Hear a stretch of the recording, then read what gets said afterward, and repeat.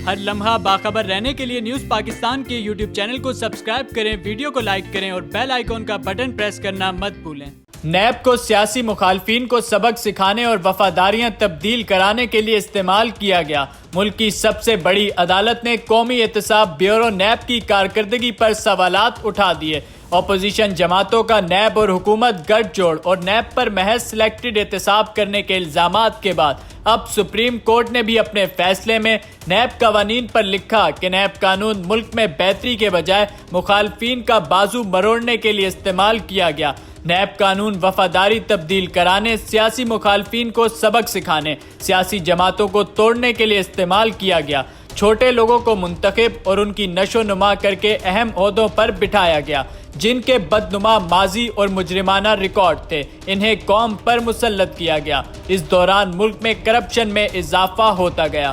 फैसले में कहा गया कि ऐसे लोग जिन्होंने मुल्क में तबाही और मौत का खेल रचाया, उन्हें तहफ़्फ़ुज़ फराहम किया जाता रहा। मुल्क का कोई भी इदारा करप्शन से पाक नहीं है। मुस्लिम लीग नून के रहनुमा ख्वाजा साद रफीक और उनके भाई ख्वाजा सलमान रफीक की जमानत के तफसीली फैसले में जस्टिस मकबूल बाकिर ने लिखा कि नैब ऑर्डिनेंस का कानून जनरल परवेज मुशर्रफ दौर का नैब कानून अपने इजरा से ही इंतहाई मुतनाज़ है।